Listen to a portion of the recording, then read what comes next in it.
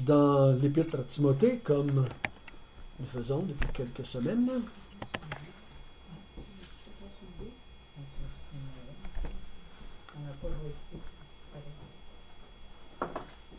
Nous sommes en train de regarder les règles de conduite, comment il faut se conduire dans l'Église de Dieu.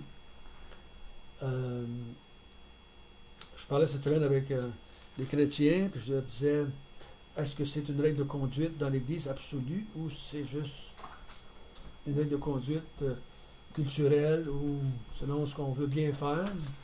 Parce que c'est le danger. Nous avons tendance, en tant que chrétiens, de faire des absolus avec ce qui n'est pas des absolus. C'est notre tendance. Et quand on étudie l'histoire de l'Église, elle a tendance, par certaines périodes de son histoire, à aller à faire des absolus avec des non-absolus. Et d'autres tendances, des fois, dans d'autres périodes de son histoire, elle rejette des absolus, complètement ce qui est absolu, puis elle s'en va vers ce qui est des non-absolus. On en fait des absolus. Donc, c'est vice-versa qui se fait. Donc, il faut faire attention à cela et toujours retourner aux Écritures pour voir qu'est-ce qu'elle a dit et qu'est-ce qu'elle dit. Est-ce que c'est applicable pour nous? Parce que la Bible a dit des choses, des fois, qui ne sont pas applicables pour nous. Il faut toujours voir, est-ce que ça s'appliquait au peuple d'Israël? Est-ce que c'était pour les disciples? Est-ce que c'était pour les apôtres? Est-ce que c'était pour tout le monde? Est-ce que ça avait une période de temps donnée, cette chose-là?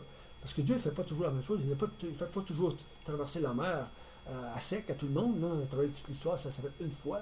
C'est pas encore ce qu'il a fait qu'il va le refaire. Donc, des fois, Dieu a fait des choses. Dieu ne change pas. Mais les actes qu'il fait changent. On les voit changer à travers la période du temps. Et on voit bien, facile à comprendre pour vous autres puis pour moi, la période du temple avec tous ses sacrifices et la période de l'Église, qui n'a plus aucun sacrifice. Il y a eu un sacrifice dans toute l'histoire de l'Église, le sacrifice de Jésus-Christ. C'est fini. Donc, c'est le même Dieu, mais c'est des périodes différentes. Il faut faire la différence entre les deux. Et des fois, les gens vont vouloir faire des pratiques de l'Ancien Testament, et les choisir, puis dire, ceux-là, il faut les faire. Mais pourquoi tu ne fais pas toutes les autres? Et il faut faire attention à cela aussi. Jusqu'à date, on a vu que Paul a parlé des hommes. Quand on a parlé de la prière, j'ai vu que les hommes élèvent des mains quand ils vont prier, qu'ils prient pour les dirigeants, les on a vu ça ensemble. Ensuite, il nous a parlé des femmes, comment les femmes devaient faire dans l'Église, qu'est-ce qu'ils devaient faire ou ne pas faire, que les femmes comment ils devaient s'habiller, comment ils devaient se faire les choses, comment ils ne devaient pas enseigner, ils devaient écouter en silence. On a tout vu ça ensemble. Et là, on a vu la semaine passée les anciens dans l'Église, qu'est-ce que c'était des anciens, comment on devait les mettre en place et quels sont les critères pour les mettre en place. Et ce soir, on est rendu au diacre, au verset 8. Nous allons voir maintenant qu'est-ce que c'est sur les diacres. Et quand vous entendez le mot diacre, je pense à Joanne, je pense à Lucie, je pense à Lise. Je me demande si ça avait déjà été dans une église jusqu'à des diacres. À la non, il n'y en a jamais eu dans le temps que moi j'étais là, depuis 2000. Je ne pense pas qu'il y en avait avant. Donc, vous n'avez pas connu c'était quoi des diacres comme tel. Lise encore moins. Je pense que ici à Montreuil, on n'a pas eu non plus. Donc, qu'est-ce que c'est des diacres? Toi, tu as peut-être connu ça, peut-être pas beaucoup non plus. C'est quelqu'un qui peut remplacer le pasteur. OK. Donc, tu vois, ça, c'est la pensée un peu québécoise qu'on a, puis anglophone. Les diacres, c'est, dans le commentaire, dans le dictionnaire, c'est marqué laïque protestant, remplissant bénévolement certaines fonctions, mais c'est revêtu du second ordre sacré. Donc, il y a les pasteurs et les diacres, ou dans l'Église catholique, il y a les prêtres et les diacres. Maintenant, ils ont des diacres dans l'Église catholique aussi. Même, ils ont des anciens maintenant dans les Églises catholiques. Donc, c'est comme une coche, c'est comme le prêtre et l'abbé. C'est pas l'abbé, oui, c'est ça, les abbés. Tu sais, il y avait des abbés. Là. Il y avait le prêtre, je me souviens dans mon dernier, c'est le prêtre M. Hull. Puis il y avait aussi l'abbé Pinard. C'était je t'ai pas dit le sous-fifre, mais c'est pas ça, c'est celui qui est subalterne dans la hiérarchie. Et souvent, on parle dans nos églises baptistes, les diacres, c'est ceux qui sont avec les pasteurs, juste en dessous du pasteur, puis sont les deuxièmes en importance dans l'Église, dans la hiérarchie, si on peut dire comme ça, dans l'Église. est-ce que c'est biblique? Est-ce que c'est ça que la Bible a dit? Chez les anglophones, bien des diacres jouent le rôle d'anciens, mais ils ont juste le titre de diacre. Et toi, tu as dit, il va remplacer le pasteur. C'est-à-dire qu'il a un rôle de remplacer le pasteur s'il n'est pas là. Et quand le pasteur s'en va, ou démissionne, ou est mis dehors, ou il tombe malade, ou tombe mort, les diacres prennent la charge de l'Église. Mais est-ce que c'est ça que la Bible a dit? Je ne dis pas que c'est mal de faire ça. Mais est-ce que c'est un absolu? On va voir que peut-être que non. Peut-être que c'est juste notre tradition dans nos églises baptistes qui fait ça. Et dans nos églises baptistes, on en a fait un titre officiel. Il est diacre dans l'Église. Ça veut dire quoi, ça? Quelle différence qu'il y a entre le diacre et l'autre côté qui n'est pas diacre? Et est-ce que lui a des privilèges de plus? Est-ce qu'il a des privilèges de moins? Est-ce que ça lui donne des privilèges dans l'Église? Donc, quand quelqu'un, chez nous, en tout cas à Victoriaville, quand j'étais voté, quand on mettait des diacres en place, c'était des gens qui étaient automatiquement sur le conseil de l'Église. Et automatiquement, ils étaient en charge d'un groupe.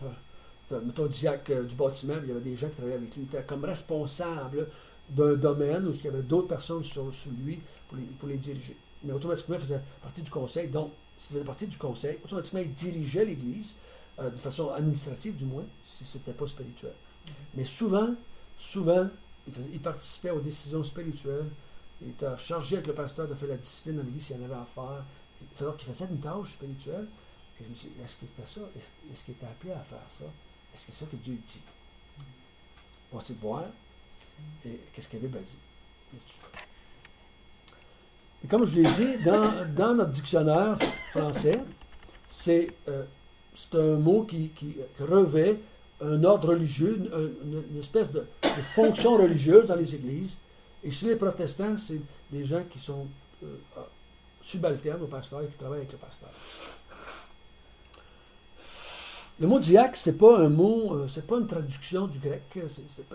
C'est pas une traduction, mais ce qu'on appelle ça une translittération. Ça vous dit quelque chose?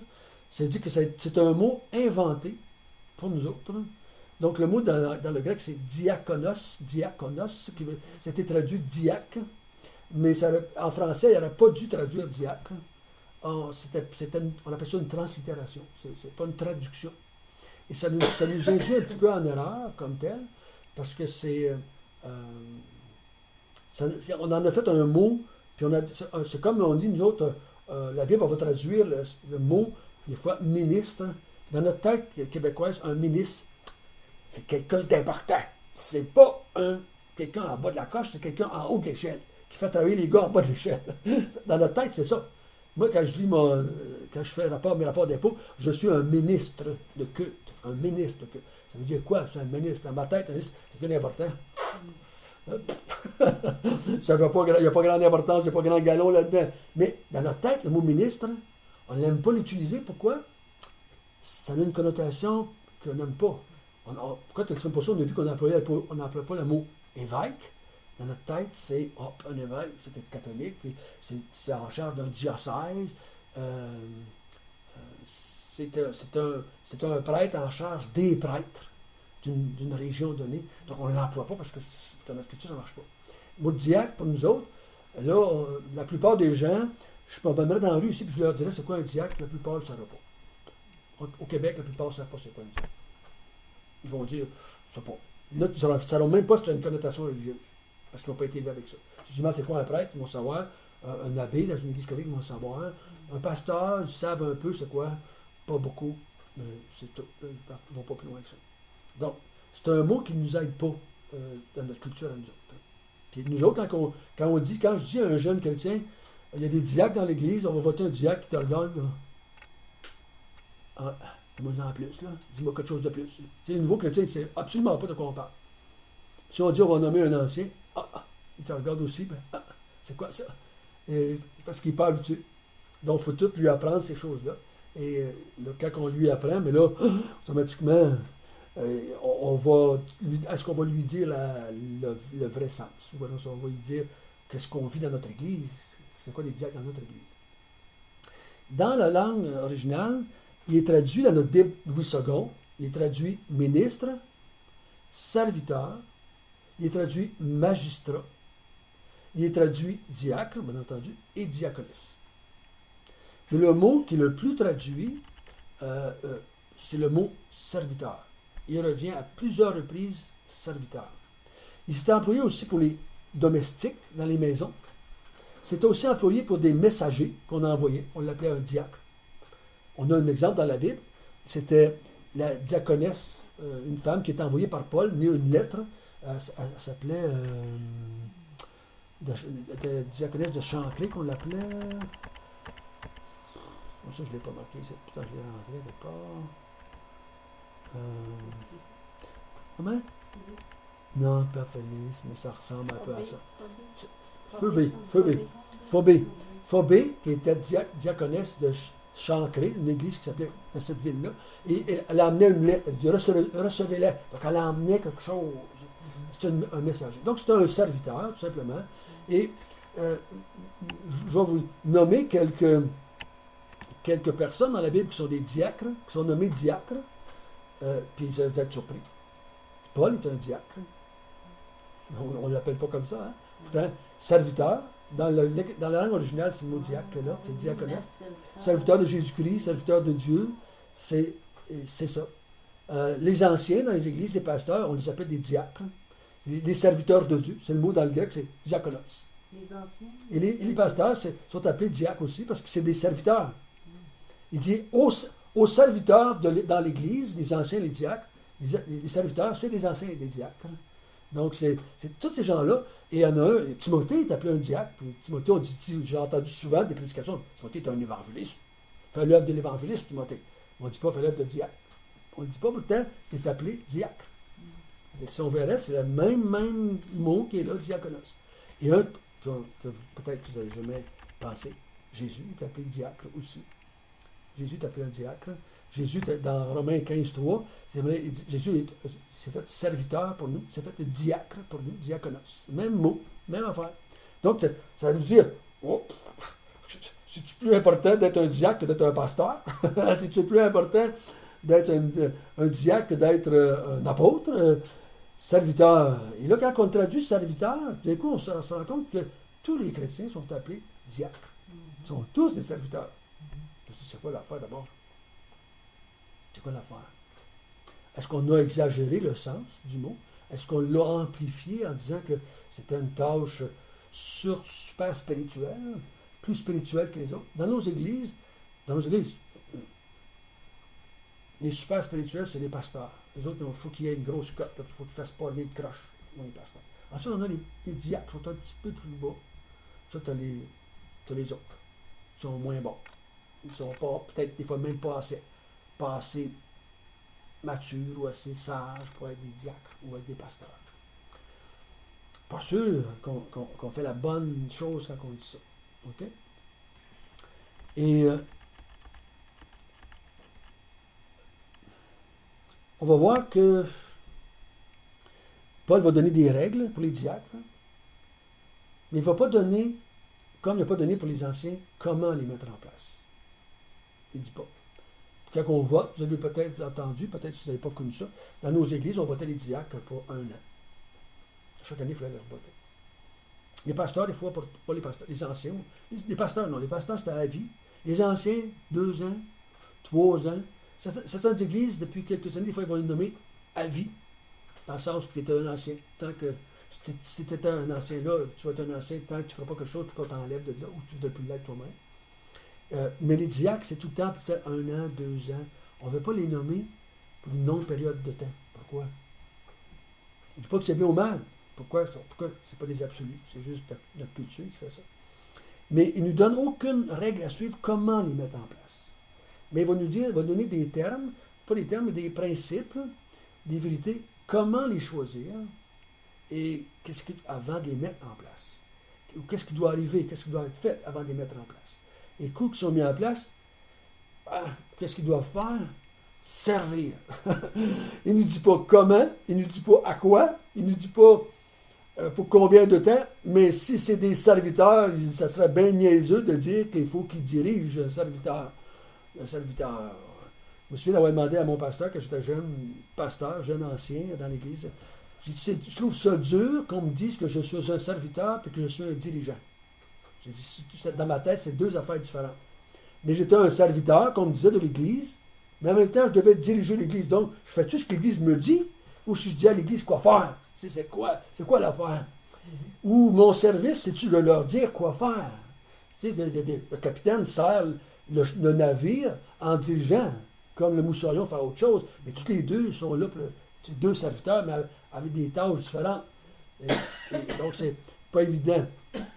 Donc, on va essayer de voir ensemble quelques idées, quelques principes. Qu'est-ce que Paul dit des diacres? Parce qu'on n'a pas grand-chose, les diacres, acceptés ici, dans un serme, là, un texte un peu plus concerné, là, tu sais, 7-8 versets juste là-dessus. Ailleurs, là, on dit Paul, serviteur de Jésus-Christ, ou Jésus-Christ, serviteur de... On n'en parle pas, on ne donne pas une longue affaire. Accepté, on va voir que peut-être on peut affilier ça avec Acte 6. Que le mot diaconos n'est pas employé. Mais diacre, le service est employé. Diacre, le mot diacre, mais le verbe dans le grec qui est là employé aussi. Donc c'est le même mot, mais sous forme de verbe ou sous forme de nom, dans Acte 6.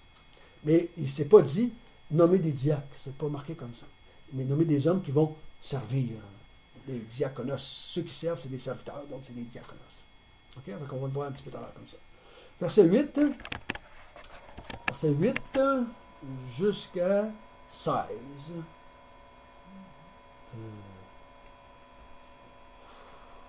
Non, on va aller au 13, excusez. 8 à 13.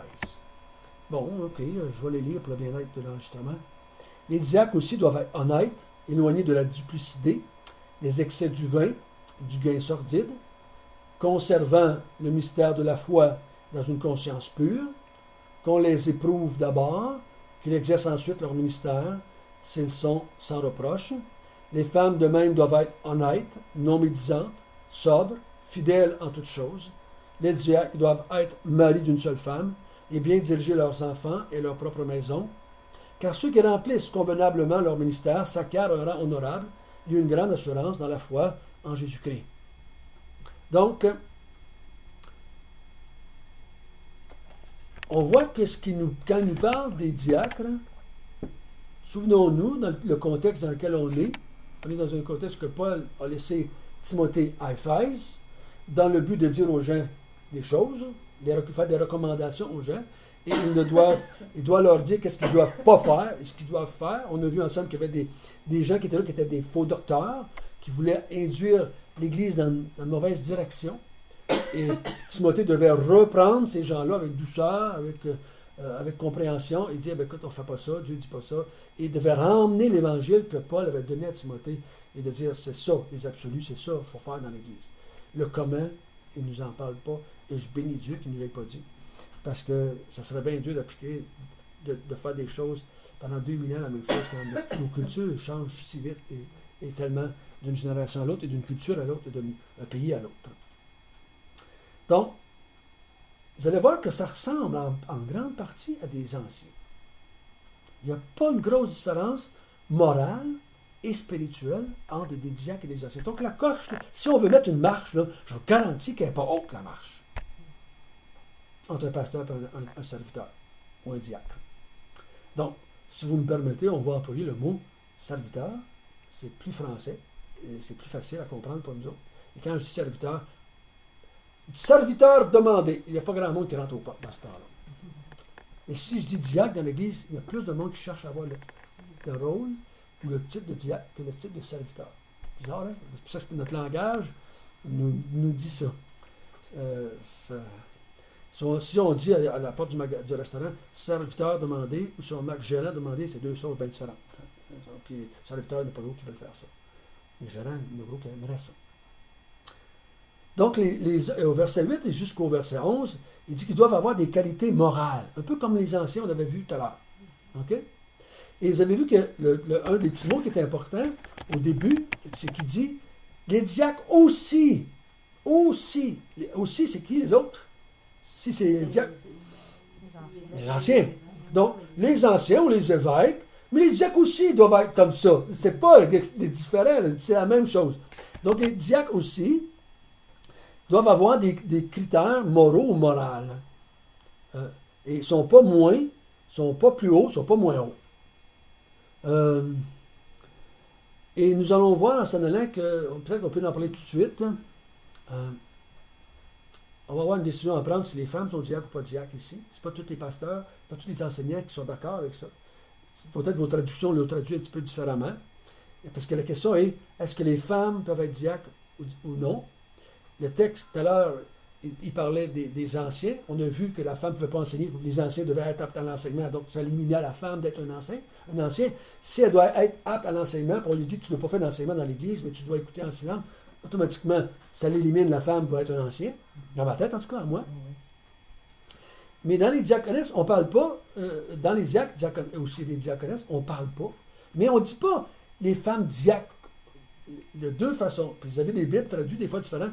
Les femmes des diacres doivent être aussi. Puis il y a des masses marquées. Les femmes doivent être. Donc là, il dit, c'est-tu les femmes des diacres qui doivent être de même ou c'est des femmes diacres qui doivent être de même? C'est pas clair comme on voudrait dans le texte. Mais par contre, il y avait une madame que tu nommais qui était diaconesse. Tout à l'heure, je cherchais mon verset, là, je viens de le voir, c'est là que je l'avais mis. Je pense que je l'avais mis un peu plus haut. Romains 16:1, c'est là qui prennent des choses. Je vous recommande Phobé, notre sœur, qui est diaconesse de l'église de Sancré. Donc, elle est nommée diaconesse. Mais ils disent que c'est une femme qui est envoyée dans une autre église, c'était pas quelqu'un dans l'église. Savez-vous pourquoi on se bat avec la question des femmes comme diacres? Parce que dans nos églises, les diacres sont des dirigeants dans l'église. Ils sont sur le conseil de l'église puis ils dirigent l'église. Donc on ne va pas les mettre là parce qu'on dit que les femmes ne dirigent pas l'église. Peut-être qu'on a aussi de problème avec le fait de mettre des femmes diacres. C'est parce que notre façon de percevoir les diacres est peut-être faux.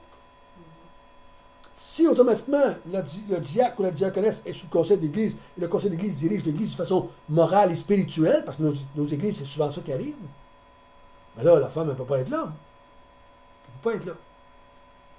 Donc, on essaie de l'enlever. Mais si on revient et on dit, c'est autre chose, c'est juste des serviteurs, ah ben là, c'est une autre histoire. Si ce n'est pas obligatoire que la diaconesse ou le diacre soit sur le conseil, est-ce que je pourrais être un diacre et pas être sur le conseil? Sinon, là, peut-être ça m'enlève ça enlève une épine dans la chair de bien des personnes. Ben, je suis diacre ou diaconesse, mais je ne suis pas sur le conseil. Je ne veux pas être sur le conseil, mais je voudrais servir dans l'Église. Donc, est-ce que c'est comme ça? Ça nous enlève cette peur-là qu'il y aurait des femmes qui dirigent l'Église, spirituellement parlant. OK? Donc, il faut faire attention.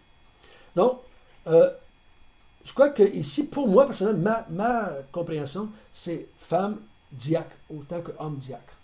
OK? C'est pas les femmes des diacres, mais c'est des femmes aussi doivent être tous les côtés moraux qu'on va donner tout à l'heure, ça va s'accrocher aussi aux femmes. Mais la question que les gens vont ramener, c'est mari d'une seule femme, aux autres aussi, puis elle va bien. Donc là, ils disent, mais la femme ne peut pas être mari d'une seule femme. Donc pourquoi ils disent ça?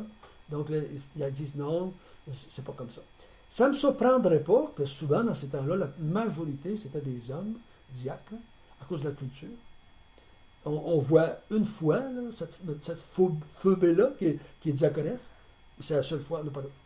Il n'y a pas d'autre. Mais une place qui parlait de servir aux tables. Ça, c'est dans Acte 6 qu'on va voir tout à l'heure. Servir aux tables, bien, ils ont nommé. Mais là, ils ont nommé juste des hommes. Ils ont nommé juste des hommes. Ils ont nommé juste des. Voyez-vous? Mais servir aux tables, c'était pas servir des repas. C'était pas vraiment ça. Il ne faut pas voir ça de même. Là. Je pense pas que les apôtres, avant, étaient ceux qui servaient aux tables non plus. Parce que les apôtres disaient, on n'a plus le temps de faire ça.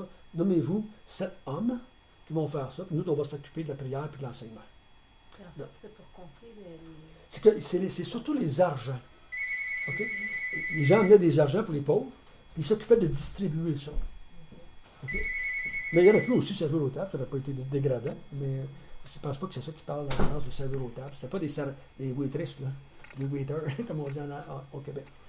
Mais on va voir ensemble que maintenant, on va voir les critères moraux ou les qualités morales qu'ils doivent avoir. Honnête, on avait vu ça aussi pour les anciens.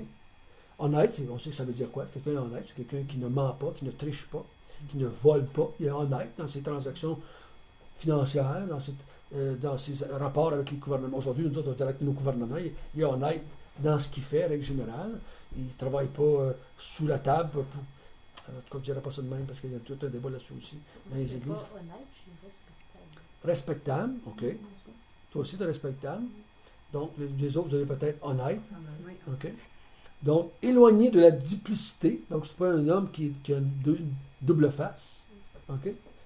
C'est pas un homme ou une femme ou un serviteur qui a une double face. C'est quelqu'un qui est honnête, qui est franc, qui vit sa vie chrétienne toute la semaine, pas juste le dimanche. C'est un homme, une femme qui travaille bien dans ce sens-là. Ils sont éloignés du vin, donc c'est pas des ivrognes, c'est pas des alcooliques. Je ne crois pas que le terme plus que pour les anciens veut dire une abstinence complète, mais c'est pas quelqu'un qui prend un coup, comme on dit en québécois. Il est éloigné d'un gain sordide, donc on sait qu'il ne le fait pas pour l'argent, parce que je pourrais vous conter des histoires dans les églises, qu'il y a des gens qui sont là aussi pour l'argent, qui sont partis avec l'argent, qui ont détourné les fonds des églises, donc qui étaient là, et je suis certain qu'il n'avait pas l'intention, quand on commençait, il est arrivé des situations, que j'ai connues, c'est des situations difficiles, de santé, de famille, de drogue, finalement, tout vidé contre l'Église quand on s'en aperçoit. Donc, pourtant, ces gens-là, quand ils ont commencé, ils étaient probablement bien intentionnés. Et il ne faut pas dire « ça ne m'arrivera jamais non, on n'a pas l'intention de le faire. Il y a des situations, des fois, que la tentation vient, et là, on commence avec un 25 cents, finalement, on finit avec un 25 piastres, et ça finit par augmenter. Hein? Donc, c'est toujours de même que c'est pas un homme qui est là pour un gain sordide. Et le mot, je pense que c'est pas toujours juste gain financier, mais pour une réputation, il le fait pour être vu, pour être je suis, moi, un serviteur dans l'Église, dans ce sens-là. Il est non-médisant, ou non-médisante, il parle surtout des femmes. Vous marquez ça? Il adresse ici, puis il l'adresse aux femmes. Et les femmes de même doivent être honnêtes, pareil comme les hommes, pareil comme les anciens, non-médisants, sobres, fidèles en toutes choses. Donc, fidèles, ici, c'est pas qui parle fidèle au mari, autant comme fidèles dans ce qu'ils font. Ce sont des gens de confiance, des gens qui sont, quand ils s'engagent à faire de quoi, ils le font, dans ce sens-là. Donc, c'est des choses de même, ils sont sobres, et ensuite ça, ils sont fidèles, encore une fois.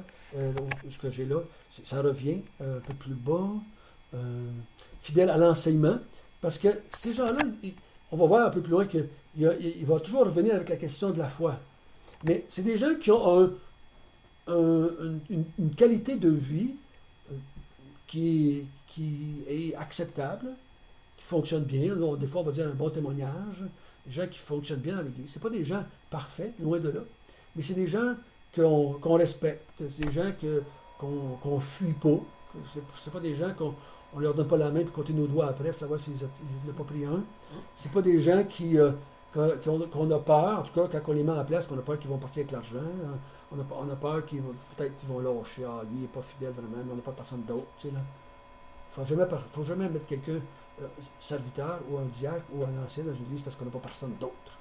C'est jamais une bonne affaire. On le met parce qu'on croit qu'il peut faire le travail. Donc, encore une fois, comme on voit, c'est des absolus. Ça, c'est des côtés moraux. Mais je vous l'ai dit une fois, tous ces critères-là, je peux les trouver qui s'adressent à tous les chrétiens. Tous les chrétiens sont appelés à être honnêtes. Tous les chrétiens sont appelés à ne pas avoir de duplicité. Tous les chrétiens sont appelés à s'éloigner du vin. Tous les chrétiens sont appelés à ne pas vouloir faire un gain sordide dans n'importe quoi. Vous avez tout entendu qu'on ne doit pas faire de médisance. Hein? C'est pas juste quelqu'un qui fait ça. Les diacres font ça, les autres ne le font pas. Non, je pourrais prêcher ça dimanche matin pour le diacre, pour le pasteur, pour tout le monde. C'est pas quelque chose de spécial. Mais on les voit sur cette personne-là, qu'on veut nommer serviteur dans l'Église, et on les voit, ces gens-là. C'est pour ça qu'il nous dit qu'ils doivent, verset 9, qu'ils doivent conserver le ministère de la foi. Donc, c'est des gens qui ont la croyance de l'Évangile. Enseigné par Paul, enseigné par les apôtres, enseigné par les Écritures. C'est quelqu'un qu'on voit que la croyance biblique. Il dit, mettez pas en place des serviteurs dans l'Église qui n'ont pas la même foi que l'Église. Ça va faire un queue de poêlon, l'affaire. Hein, ça va faire des grabuges. Et il faut faire attention, il ne faut pas devenir trop dogmatique, puis dire, si tu passes dans une église que j'ai vue au Québec, plusieurs églises, pas une, que plusieurs églises, si tu n'étais pas comme les dirigeants, tu ne pouvais pas être un serviteur dans l'église. Il fallait que tu vois les choses comme eux. Puis il n'y avait pas de passe-droit, là. Les autres, c'était surtout, leur accroche, c'était surtout par rapport au retour du Seigneur. Si tu ne vois pas le retour du Seigneur comme nous autres, tu ne peux pas être un serviteur ici dans l'Église. Et là, je crois qu'ils croyaient tout au retour du Seigneur, mais pas tout à fait de la même manière. Puis là, il était devenu peut-être trop à cheval, faire des cheveux en quatre, comme on dit des fois, peut-être trop, là, peut-être trop loin. Il faut laisser la place à la liberté, puis dire, tu crois aux vérités bibliques, mais peut-être tu n'es même pas dans la même ordre que nous. C'est pas grave, tu y crois, puis on peut travailler ensemble. Parce qu'ici, à l'Église, on a toutes des croyances, là, parce qu'on a tous des arrière-plans différents. Et je parlais avec Bob et Michel cette semaine, puis l'Église pentecôtiste. Les pentecôtistes sont pas mal stricts là-dessus. Si tu ne crois pas comme eux autres, tu ne peux pas être dans l'Église comme membre. Il faut que tu sois, tout le monde croit comme. Les pentecôtistes, ça vous dit peut-être pas grand-chose, mais ils sont tous pré-mille. Ils sont tous pré-mille. Donc, nous, on a des pré-mille, on a des A-mille, on a des pré-trib. En tout cas, c'est tous des mots qu'on a parlé un petit peu quand on a fait l'étude d'Apocalypse. Mais c'est différentes façons de la chronologie des événements de l'Apocalypse. Donc, il y en a qui les placent d'une telle façon, d'autres les placent. Comme tout à l'heure, je dis, est-ce que tu as cru en l'enlèvement? Penses-tu qu'on aurait été parti et tu n'aurais pas été là? Je suis sûr qu'il est là, moi. Mais ça, c'est là je vous ai parlé comme un pré-mille, pré-trib. Je n'ai pas dit que je suis comme ça, mais c'était une grande. Ceux qui sont pré-mille, pré-trib croient à ça. Que le Seigneur pourra venir à soir, là, puis il y en a qui vont rester là, puis nous, on est partis. Ah, on ne l'avait pas vu venir, celle-là, mais on était partis. Les hommes ne voient pas ça tout à fait de même. Il y a des post-tribs, dans le sens qu'il y a des choses qui doivent arriver avant ça, donc on ne peut pas avoir été enlevé parce qu'il y a des choses qui doivent arriver et qui ne sont pas arrivées. Donc ça dépend de comment est-ce qu'on voit les choses. Mais tout le monde croit à peu près les mêmes choses, mais on ne les met pas dans la même ordre. Mais il faut faire attention. Le gars peut être serviteur dans l'Église parce qu'il ne voit pas les choses de la même ordre que moi. Il peut-tu être serviteur s'il prend du vin au lieu de prendre du jus de raisin? Ben oui. On n'aura pas le Seigneur, mettons. S'il ne veut pas faire, s'il ne se coupe pas les cheveux jamais, peut-être ça, c'est des bagatelles. C'est des choses qui ne sont pas des absolus. Mais s'il n'est pas honnête, on n'est pas là. Okay? Puis si on l'est mis, puis là on se rend compte après qu'il n'est pas honnête, on l'enlève. Parce qu'il n'est pas nommé, puis là on n'a plus le droit de se toucher après. C'est comme n'importe quel autre chrétien. S'il fait des péchés et qu'il ne veut pas les reconnaître, on l'enlève de là. Même les anciens, on va le voir un peu plus loin, la même chose. C'est le rôle de toute l'Église de faire ça. C'est de la discipline. La discipline est faite par tout le monde. Si un frère a péché contre toi, va, toi, lui seul, il reprend-le. C'est ça, dis-le à l'Église. On va le voir tout à l'heure, il va en parler un petit peu. Ils doivent conserver le ministère de la foi. Donc, il faut, avant de nommer quelqu'un serviteur dans l'Église, il faut éprouver sa foi. On l'avait vu avec les anciens aussi, c'est la même affaire. On doit éprouver à ce qu'ils croient à l'Évangile qui est enseigné par les apôtres. Nous, c'est l'Évangile selon les Écritures. Est-ce qu'ils croient à ça? Si sa foi n'est pas en accord avec les évangiles, on ne le nomme pas serviteur, peu importe. Okay? Peu importe. Ils doivent être éprouvés d'abord. Éprouvés d'abord. Ça veut dire qu'on doit le laisser. Ça revient à la même chose que les anciens. Comment est-ce qu'ils ont dit ça pour les anciens? Il ne doit pas être un nouveau converti. Il ne doit pas être un nouveau. Il s'est converti hier, on le nomme pasteur demain. Non, on dit un petit peu plus, un petit peu.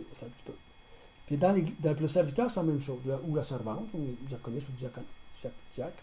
Il dit, on doit l'éprouver d'abord. Il nous suggère de faire ici, laissez-le aller pour voir qu'est-ce qu'il peut faire dans l'Église, comment il peut agir, quelle sorte de vie il va faire. Parce que quand tu vas le nommer serviteur, il y a une espèce de... on va le voir tout à l'heure, quand l'Église reconnaissait quelqu'un, puis dire, on va te nommer serviteur dans l'Église, tu vas avoir une tâche à faire dans l'Église, il acquérait quoi? Un rang honorable et une grande assurance à la foi. Là, tu le saches, avant de lui donner ce rang honorable-là dans l'Église, tu dois l'éprouver, voir avant. Est-ce qu'il est honnête? Laisse-les vivre une petite course dans l'Église, laisse-les fonctionner dans l'Église. Ça ne veut pas dire qu'il ne fait rien dans l'Église, mais toi, tu ne l'as pas nommé dans l'Église. En tant qu'Église, on ne l'a pas nommé serviteur d'Église. On ne l'a pas pris comme dire, voilà, Phobé, va telle place, puis amène ça là-bas, puis fais ça au nom de l'Église. On ne fera pas ça. Okay? On ne va pas envoyer quelqu'un dire, mais maintenant, tu vas faire la comptabilité de l'Église, tu vas être en charge d'en remplir tous les papiers pour l'Église, du gouvernement. C'est toi qui es en charge, on te fait confiance là-dessus. OK? Tu pars avec l'argent le dimanche matin, tu t'en vas à la banque. On a cette paix que tu ne vides pas le sac à t'en allant. OK? Donc, c'est dans ce sens-là. On a cette confiance. Ça ne veut pas dire qu'il ne le fera pas. Mais quand on le fait, quand on le vote, on pense qu'il ne le fera pas. On pense qu'il est honnête. On l'a éprouvé pendant un certain temps. On l'a vu vivre. Il dit, éprouvez-le d'abord. Je crois que c'est une épreuve spirituelle, et non pas juste de la compétence, mais surtout morale. Je crois qu'on doit l'éprouver avant, s'il y a les critères moraux, cette personne-là. Sans ça, on doit hésiter avant. Puis on doit éprouver aussi sa foi. Est-ce qu'il croit? Fait que ça nous prend un petit peu de temps avant d'arriver là. Un peu comme je parlais avec Bob et Michel. Bon, on laissait le temps, voir José s'assire avec. Finalement, eux-mêmes m'ont dit, on va attendre un peu parce qu'on s'aperçoit que notre foi n'est pas comme la vôtre. Donc, on t'entend prêcher chaque dimanche, puis on n'a pas été enseigné comme ça, donc on aimerait mieux attendre avant de faire de quoi. Parce qu'on n'est pas sûr. Ils disent pas qu'on n'est pas sûr qu'on va avoir la même foi que vous autres. Mais ils disent, on est tellement perturbé par toutes sortes d'affaires que tu dis que c'est pas ça qu'on avait entendu. Donc, on a autant prendre le temps, 6 mois, 1 an, 2 ans, pour voir si, là, je dis 6 mois, 1 an, 2 ans, faites pas ça comme une règle biblique, c'est juste, j'ai dit ça comme ça, pour l'éprouver, pour le voir aller. Puis plus il va être présent dans l'Église, plus le test va se faire vite. Si tu le vois une fois par 6 mois, le gars, ben, ça va prendre du temps avant de savoir qu'est-ce qu'il fait dans la vie. Là. Okay? Mais si tu le vois 2, 3 fois par semaine, puis que tranquillement, il s'implique dans l'Église, fait des choses dans l'Église, sans être nommé, mais il s'implique, qu'il y ait des gens qui ont déjà le poste de serviteur dans l'Église, si je peux appeler ça poste, on va le prendre, on va pouvoir le tester un peu plus. Puis dans nos discussions avec lui, on va voir, oups, je pense qu'il ne croit pas comme nous autres, dans ce domaine-là, il parle, mais il dit qu'il n'y a pas d'enfer, mettons, on va peut-être s'assurer avec avant de le nommer serviteur. Hein, pour voir qu'est-ce qu'il dit là-dessus. Écoutons, et deuxièmement, c'est comme les anciens, ce ne sont pas des nouveaux, ils doivent être éprouvés d'abord, ensuite on leur confie un ministère. Tous les croyants et tous les gens sont des diacres et des serviteurs de Dieu. Tout le monde en l'est. Mais maintenant, c'est que est-ce que l'Église le voit puis le nomme, lui donne un ministère de façon officielle, si je peux dire ça en guillemets, là, elle lui confie une charge à cette personne-là. Ça ne veut pas dire qu'il va être sur le conseil de l'Église, selon ma compréhension. Peut-être qu'il peut être là. Puis je ne verrai pas pourquoi il ne pourrait pas être là, mais ce n'est pas obligatoire qu'il soit là. Mais il va être peut être sur le conseil de l'Église pour amener son expertise dans le domaine que lui s'occupe.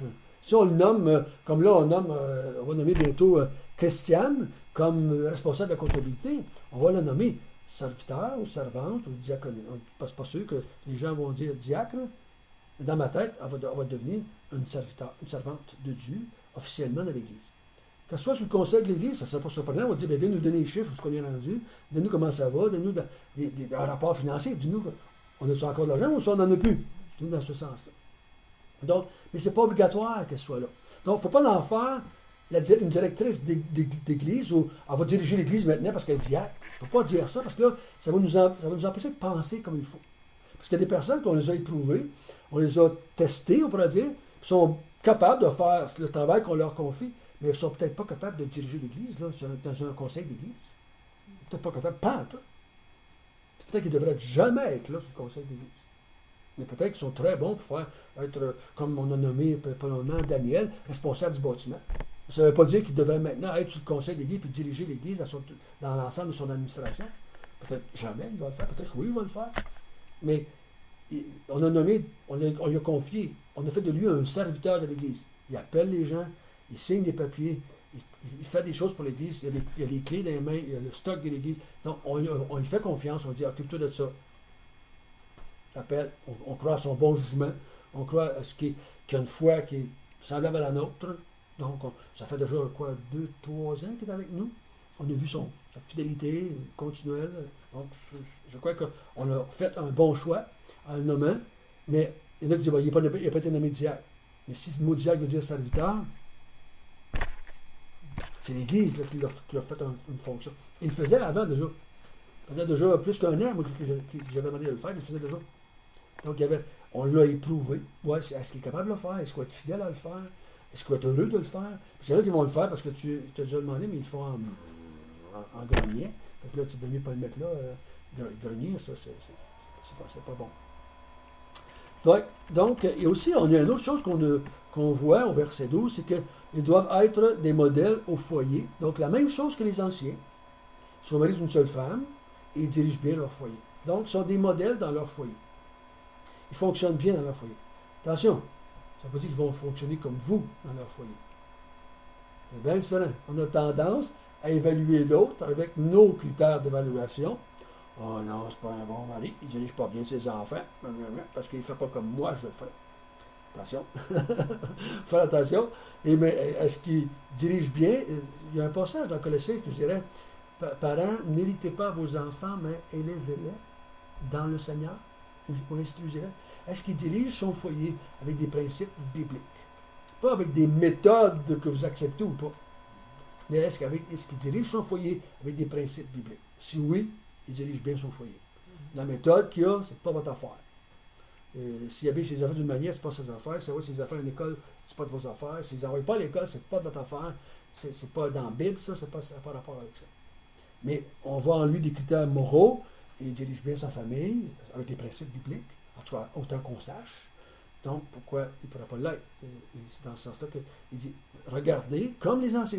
Je vous dis qu'il n'y a pas une grosse coche entre les deux. C'est les mêmes critères moraux et spirituels. C'est quoi qu'on n'a pas vu, qu'on avait sur les anciens? C'est quoi la différence? L'enseignement. Voilà. Les anciens, ou les évêques, ou les pasteurs, c'est apte à l'enseignement. Diacre, non. Pas demandé. Pas demandé. Ça ne veut pas dire qu'il ne l'a pas. Mais ça n'est pas demandé. On peut nommer notre sœur Phébé, peut-être qu'elle était bonne dans l'enseignement. Peut-être qu'elle n'aimait pas ça, elle n'aurait jamais voulu en faire. Mais elle était servante dans l'Église. Donc, c'est pas obligé d'être à cause que tu es diacre qu'il faut que tu prêches. Je me souviendrai que j'avais lu l'histoire de Spurgeon, je ne sais pas si ça vous dit quelque chose. Spurgeon, c'est un des grands prédicateurs du 18e siècle. Et il s'est converti, lui, il y a eu une grosse tempête, puis le dimanche matin, le pasteur n'est pas pu venir. Puis il va, il dit, qu'est-ce que je vais faire? Et lui, il est diacre, qu'est-ce que je vais faire? Il rentre dans le bureau du pasteur, parce qu'il fait, qu'est-ce que je vais faire? Puis il voit les notes du sermon, il est là. Le sermon du pasteur est là. Il prend les notes du sermon, puis il dit, moi, je vais faire le sermon. Fait qu'il a lu le sermon du pasteur. Il l'a juste lu. Puis Spurgeon s'est converti. Puis il est devenu le prédicateur. Il avait 16 ans. 20 ans, il était prédicateur d'une église de milliers de personnes. À 20 ans. Mais je comprends pas, il était diacre puis il n'était pas converti.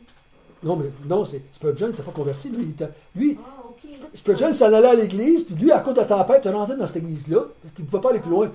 Le tramway n'allait pas plus loin que ça. Fait qu'il est rentré là, mais lui, dans cette église-là, le pasteur n'était pas là, à cause de la tempête. Mais le diacre était là. Lui, il a lu les notes du pasteur, les sermons du pasteur, puis bon, Spurgeon s'est converti. Mais il se sentait obligé de faire de quoi? Parce qu'il était diacre. C'est ça que je veux dire. Oui. Mais tu n'étais pas obligé de faire ça. Hein? Il aurait pu juste dire, il y a rien ce matin, on va juste prier ensemble, on peut chanter, s'il y a de la musique, on peut chanter à cappella, c'est pas de musique. Il n'était pas obligé, mais il se sentait obligé de faire de quoi? Puis Dieu l'a utilisé, voyez-vous, en tout cas, il va avoir un super de bon sermon, parce que c'était juste aller les notes, ça a converti quelqu'un. Donc, on voit bien que c'est l'œuvre du Saint-Esprit. Donc, ces diacres-là, ces diaconesses-là, ou ces serviteurs-là, servantes-là dans l'Église, donc, c'est des gens qui ont des critères moraux ou spirituels, comme les anciens, comme tous les croyants dans l'Église, on les voit dans leur vie.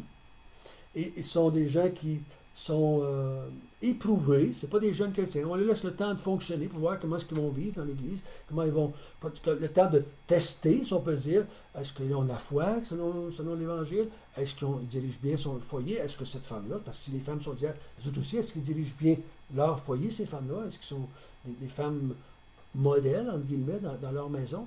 Donc, si oui, on peut les mettre serviteurs dans l'Église, servantes dans l'Église. Et qu'est-ce que ça leur donne? Ils ne sont pas payés plus que les anciens. En tout cas, ils ne parlent pas de paye pour les anciens. Je ne pense pas qu'ils en parlent ici, dans le contexte de Timothée. Ils n'en parlent pas plus pour les diacres. Mais ça leur donne un rang honorable et une grande confiance dans la foi. Pourquoi ça fait ça? Pourquoi, selon vous, ça fait ça? Je suis un serviteur. L'Église vient de me nommer serviteur ou servante dans l'Église. Ça me donne un rang honorable. Ça me donne une confiance dans la foi. Qui est reconnu par l'Église. Il y a une approbation. Quand on se fait approuver par quelqu'un, ça nous donne une certaine honneur. Ça nous fait honneur que les gens voient en nous quelqu'un qui sert Dieu, qui veut servir Dieu, quelqu'un que sa moralité est bonne, selon les Écritures. Et cette personne-là, on voit qu'il y a une vie réglée et il y a une foi légitime. On voit qu'il est un croyant, puis il y a une foi en accord avec les Écritures. Donc, puis ça lui donne de la solace parce qu'il n'y a pas juste lui qui se croit chrétien, il n'y a pas qu'un de monde qui les voit chrétiens. Ils l'ont évalué, qu'ils l'ont testé. Donc, ça donne un rang honorable dans l'Église. Je suis un serviteur de Dieu dans l'Église baptiste de Mont-Tremblant.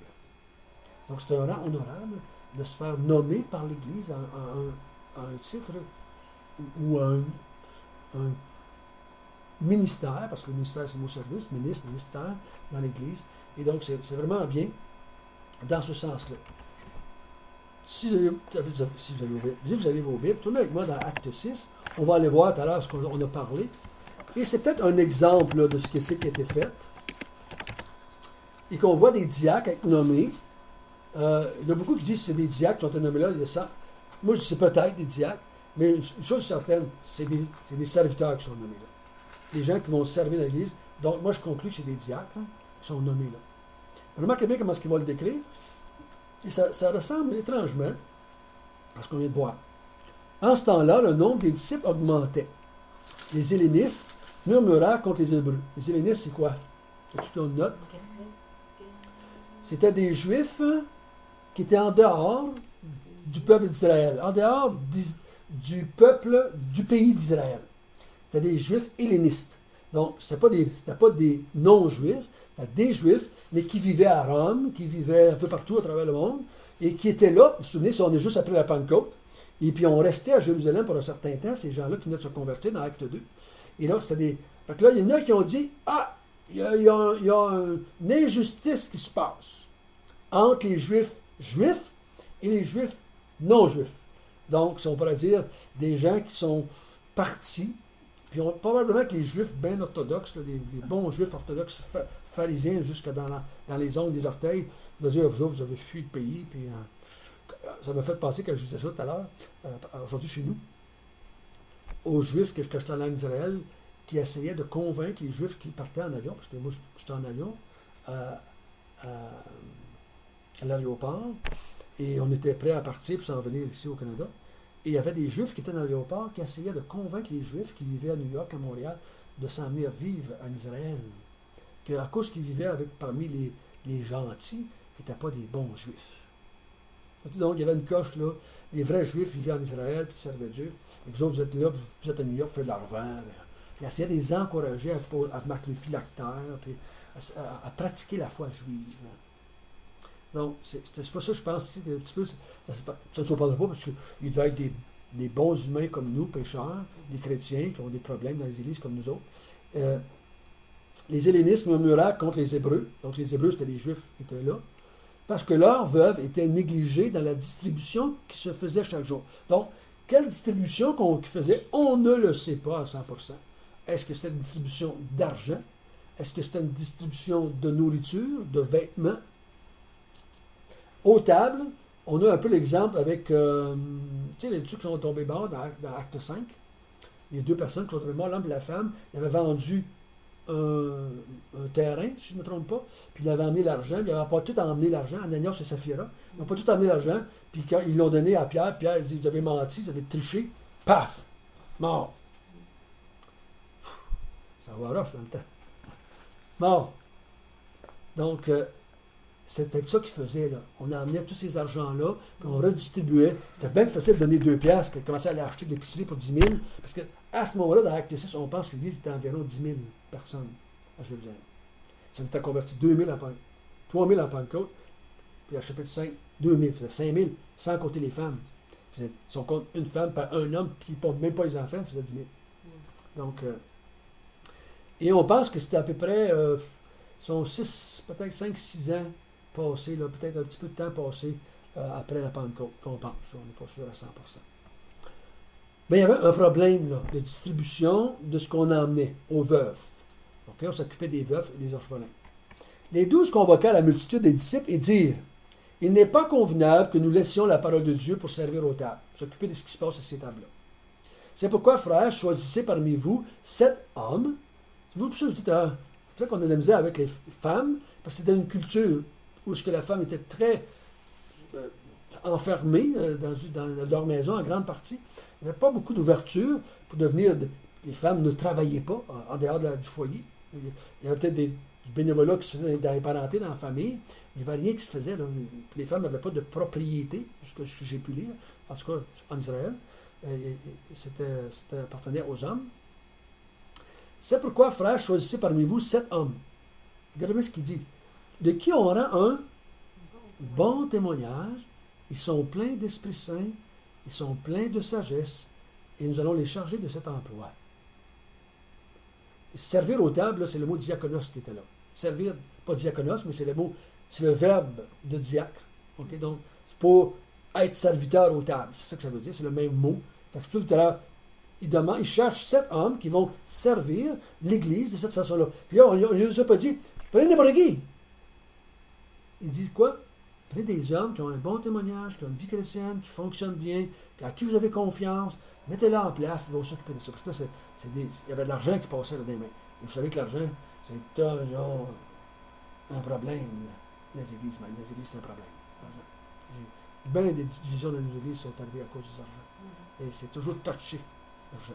Hein? Connaissez-vous le nerf le plus sensible? Un nerf qui relie le portefeuille au cœur. C'est bien difficile. Quand tu touches au portefeuille, touche pas ça, ça coûte cher. On a bien la misère avec ça. Donc, dans nos églises, même là, c'est touché encore. Mais, voyez-vous, ils vont prendre, là, ils ont un service à faire. Il y a quelque chose qui a besoin d'être fait dans l'église, et on cherche quelqu'un pour le faire. On va nommer des serviteurs pour le faire, ou des servantes, ça avait été dans une autre culture peut-être. Ou nous, on dirait des diacres pour le faire. Et un diacre, pour moi, c'est nommé pour faire quelque chose qu'on voit un besoin. Il y a un besoin à faire, on cherche quelqu'un pour le faire, on le nomme. S'il n'a plus ce besoin-là, il n'est plus diacre, le gars. Si, mettons, à partir de demain matin, ils ont des guichets automatiques, ils n'ont plus d'argent qui vient au câble, ils ne sont plus diacres. C'est fini. Tu es nommé diacre pour un temps, le temps que le service est là. Alors, nous autres, on n'a pas de bâtiment, on ne peut pas nommer quelqu'un au ménage, ça n'existe pas chez nous. Hein? On ne peut pas nommer quelqu'un à des choses qu'on n'a pas. Mais mettons, on achète une bâtisse, on pourrait nommer quelqu'un. Bon, mais on a besoin que quelqu'un fasse le ménage à la bâtisse, ben on va nommer un serviteur ou une servante pour le faire. On aurait, je ne sais pas, d'autres choses à faire, ben on va nommer quelqu'un pour le faire. C'est tous des serviteurs ou des servantes qui vont le faire. Et puis il n'y a pas de service plus spirituel que d'autres parce que c'est tous les mêmes critères spirituels. Même pour l'ancien, c'est les mêmes critères spirituels que le serviteur qui, lui, va être en charge aux tables. Plein d'Esprit Saint. Les apôtres n'étaient pas plus pleins que ces gars-là. S'ils sont pleins d'Esprit Saint, ils sont pleins d'Esprit Saint. S'ils sont pleins de sagesse, ils sont pleins de sagesse. Ils n'ont pas un peu moins de sagesse que les apôtres. Non, c'est juste un autre. Les apôtres avaient reçu une tâche du Seigneur. C'était la prédication de la parole. Donc, nous autres, on va s'occuper de faire ce que le Seigneur nous a donné de faire, prédication et la prière. Mettez quelqu'un d'autre pour faire ça. Puis nous, on va continuer à faire ce qu'on doit faire, mettre en place les fondements de l'Église, qui était la parole de Dieu. Donc, pour moi, un diacre, ce n'est pas un titre officiel de quelqu'un qui est nommé là à vie, qui va sur le conseil de l'Église. C'est un serviteur dans l'Église, point à la lettre. Nommez-les comme vous voulez, ça ne change absolument rien. Serviteur, diacre, diaconesse, faites-les comme ça ne change rien. C'est que c'est des gens qu'il y a un service à faire dans l'Église. Tu ne mets pas n'importe qui. Tu l'évalues avant. Tu vois si ce gars-là, il a un bon témoignage, il est rempli d'Esprit Saint, il est plein de sagesse. Dans l'Église, les gens pensent du bien de lui, un peu comme Timothée. Hein? 2 églises, il recevait un bon témoignage auprès de 2 églises. On ne sait pas ce qu'il a fait pour avoir ce témoignage-là. Mais dans les 2 églises-là, Timothée a reçu un bon témoignage. Paul l'a pris pour l'amener avec lui, pour le former, pour qu'il prenne la relève avec lui quand il ne sera pas là. C'était pas quelque chose de spécial. Nous, on pense toujours qu'il y a plus de spiritualité dans un que dans l'autre. Mais c'est tout pareil, là. Et Paul le dit dans Corinthiens, on a tous des rôles différents dans l'Église. Des mains, des pieds, des yeux, des têtes. Une tête, c'est Jésus-Christ. On est tous des parties du corps, on fonctionne tous. Tout ce qu'on fait, tout est tout aussi important. C'est pour ça que faut faire attention. Quand on veut nommer un pasteur, waouh, là c'est important, hein, ça c'est important. Mais on va nommer quelqu'un qui va s'occuper du bâtiment. On peut prendre le dernier qui passe.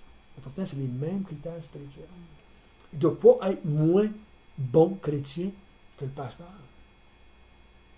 Il doit avoir la même foi, il doit avoir une foi qui est identique dans le sens qu'il comprend les Écritures, puis qu'il sait c'est quoi les Écritures, il croit la même vérité que nous autres, dans ce sens-là. Il faut être sage, là. Si ça fait 3 ans qu'il est sauvé, puis ça fait 30 ans, on a une différence. Hein? Si je nomme un serviteur qui fait juste 3 ans qu'il est sauvé, ben, il n'aura pas le même contenu dans sa foi que le gars, ça fait 30 ans. On comprend ça. Mais on a eu le temps de l'évaluer. Nous avons regardé aller, sa fidélité avec l'Église, son engagement, et de ça. Puis quand on parle avec lui, il y a une foi qui est en accord, peut-être pas complète, mais il est en accord avec ce qu'on est en train de vivre. Et dans les églises baptistes, quand on nomme un pasteur révérend, on évalue sa foi. On aurait dû l'évaluer avant ça, selon moi, mais on l'évalue. Là, il y a une gang de monde qui pose des questions. Qu'est-ce que tu crois? Qu'est-ce que tu crois pas? Qu'est-ce que tu crois? Qu'est-ce que tu penses de ça? Qu'est-ce que tu penses de ça? Puis là, on évalue la foi. Puis on n'a pas le droit d'argumenter avec sa foi. On évalue si sa foi est baptiste. Nous, on dirait en accord avec les Écritures. Si oui, OK. Je ne voudrais pas tous ces petits détails, là, dans le sens que si on met le premier, il va nommer pasteur pareil. Mais est-ce qu'il y a une foi chrétienne, évangélique, une foi qui sont les Écritures? Si oui, bien là, il le nomme révérend, dans ce sens-là, de l'association. Il y a des pasteurs qui sont pas révérends. Moi, je ne suis pas révérend. Je n'ai jamais reçu l'association, la main d'association d'Église baptiste comme tel.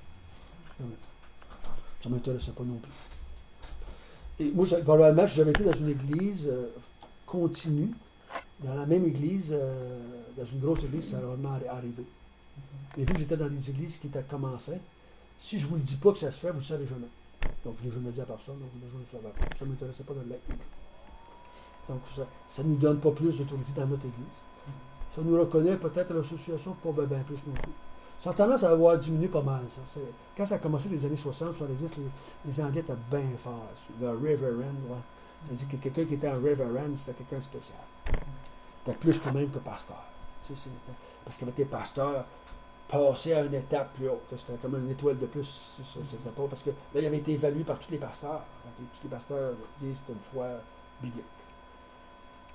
C'est bien, c'est correct. Moi, je ne dis pas que c'est pas biblique, c'est pas péché de faire ça, mais c'est pas un absolu. C'est pas un absolu du tout. Donc, un diacre, c'est quoi? C'est un serviteur dans l'Église, tout simplement. Il y a quelque chose à faire dans l'Église, on cherche quelqu'un pour le faire, et on vote. On peut voter, on peut juste le nommer, on peut le présenter. Les anciens, c'est 10 anciens, c'est à l'Église, les 10 anciens, on a choisi telle personne parce qu'on a vu qu'il y avait des capacités pour le faire. L'Église peut approuver ça, dire oui, c'est bien, ou elle peut juste dire on vous fait confiance. Mais il y a une façon de le faire. Mais il est nommé par les gens de l'Église. Parce que s'il peut être éprouvé, il va être éprouvé par qui? Par l'Église. Il ne peut pas être éprouvé par les voisins. Il ne peut pas être éprouvé. Plus il y a de monde qui éprouve, c'est pour ça que je ne ferai jamais ça personnellement tout seul, parce que c'est trop risqué. Si ça va bien, ça va bien. Si ça va mal, ça va mal. Tu reçois toutes les briques tout seul. Mais si on a mis 10 pour le mettre en place, mais on va avoir chacun une brique au moins. Je n'aurais pas les 10 briques tout seul.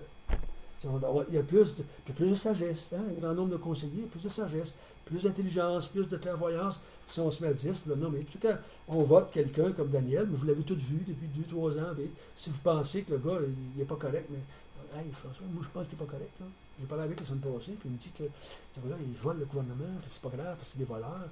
Oups, on va peut-être hésiter avant de confier la trésorerie de l'Église. Donc il faut faire attention dans ce sens-là. Donc, puis ça, c'est le rôle de toute l'Église. Et plus les gens se connaissent dans l'Église, plus l'épreuve va être saine, parce qu'on se connaît. C'est pour ça que dans les grosses églises, on a arrêté de le faire, nous autres à Victoriaville, parce que les gens ne connaissaient plus les gens qu'on présentait. Ils ne connaissaient plus. On disait, on va voter monsieur tel, diacre à quelque chose, serviteur. Oui, j'ai parlé une fois, depuis que je suis ici, là. Bon, je ne connais pas. Donc, c'était quasiment comme ils signaient parce que les pasteurs avaient dit, là, on fait confiance à ces gars-là, parce qu'ils ils sont prêts à admettre qu'ils doivent l'avoir testé, ils doivent l'avoir. Fait que ça, on a enlevé ça. On a mis ce qu'on appelle en place un comité de nomination. Ces gars-là cherchaient des hommes, des femmes, les évaluaient, évaluaient leur foi, leur vie, tout ça.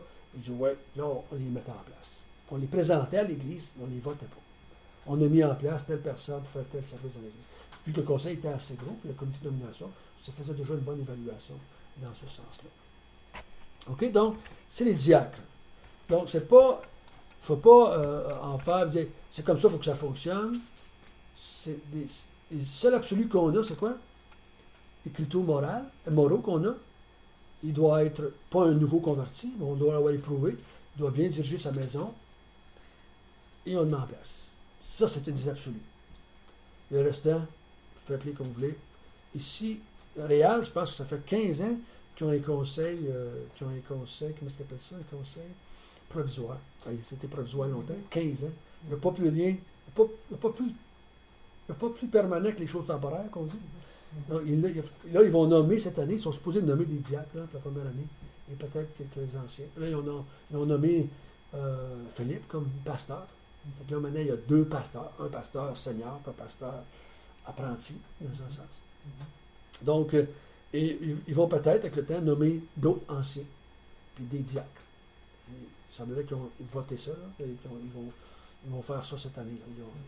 Donc, ils vont le faire à leur manière. Mais ça n'a pas d'importance. Je ne connais-vous pas pour les manières. Ça n'a pas d'importance. Mais si vous pensez que la personne ne rencontre pas les critères, là, vous jappez. Vous jappez, puis jappez fort. Il ne rencontre pas les critères, puis dites-le, puis parlez-en avec les personnes, puis avec les dirigeants, si vous voulez parler avec les dirigeants. Cette personne-là ne rencontre pas les critères, il n'est pas honnête, il va vous dire pourquoi il n'est pas honnête. OK? Mais vous devriez avoir parlé avec la personne avant d'avoir parlé avec le pasteur. C'est mieux d'aller voir la personne. Puis dire, il n'est pas honnête. On va lui dire qu'il n'est pas honnête. Qui t'a dit ça? Ben, c'est elle qui m'a dit ça. Oh, ben là, une espèce de grande langue sale, elle allait dire ça à tout le monde. Il faut faire ça. Il faut peut-être en parler, d'être bien sûr que ça peut être bon, des fois, si vous pensez que quelqu'un ne devrait pas être un diacre, de lui dire à cette personne-là. Moi, je ne crois pas que tu devrais être accepté la place, parce que dans ta vie, quand ça ne marche pas. Si tu veux accepter pareil, je vais t'obliger de le dire aux personnes, parce que je ne crois pas que tu devrais être un diacre. Mais au moins, tu le dis à la personne avant. Et automatiquement, la personne ne peut pas t'en vouloir parce que tu lui as dit que tu le ferais ça. Ça l'acceptait quand même. On a déjà fait ça, nous autres, une fois, à Victoriaville, avec un ancien, un pasteur. On est allé le voir, et on lui a dit, parce qu'il avait été nommé par quelqu'un dans l'église, on l'a mis en nomination. On avait été le voir, et on a dit, tu devrais refuser la nomination. Parce que ça. Et si tu acceptes, nous, on va te le dire que tu ne devrais pas être mis ancien parce que ça. Il va retirer sa candidature dans ce sens-là. Donc, c'est mieux de le faire de même en secret, on pourrait dire, pas en secret dans le sens négatif, mais pas humilier la personne pour rien, parce que la personne a compris que c'est ce qu'on voulait dire, parce qu'elle a retiré tout simplement.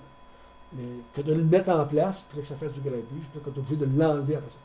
Je vais vous dire une chose, le mettre en place, c'est toujours facile. Les enlever, c'est une histoire épouvantable. Les enlever, c'est toujours difficile. Pour n'importe qui. Les mettre en place, ça, on est nomme. Des fois, on se retrouve avec des problèmes, puis on n'est plus capable de les enlever. OK, on va terminer par un mot de prière. Notre Père du ciel, on a parlé de serviteurs, de servantes. C'est un privilège, Seigneur, que nous avons d'être appelés serviteurs de Dieu. Serviteurs du Créateur du ciel et de la terre. Serviteurs de notre bien-aimé Sauveur Jésus. Et Seigneur, nous voyons bien que tu t'attends à ce que les gens qui vont te servir ne sont pas des gens à deux faces. Comme tu dis dans le Sermon sur la montagne, des cœurs simples, non pas des cœurs doubles. Pas des gens qui font semblant ou qui vivent une religion ou qui sont juste là pour faire comme tout le monde. Mais vraiment qui ont à cœur l'Église, qui ont à cœur l'œuvre de Dieu, qui veulent fonctionner, qui veulent avancer, qui veulent la croissance du peuple de Dieu, qui veulent la gloire de ton nom. Et aide-nous à être sages quand nous nommons en place des personnes qui vont représenter l'Église dans un domaine quelconque, afin que ton nom soit exalté et élevé. Et c'est au nom de Jésus que nous te prions. Amen. Amen.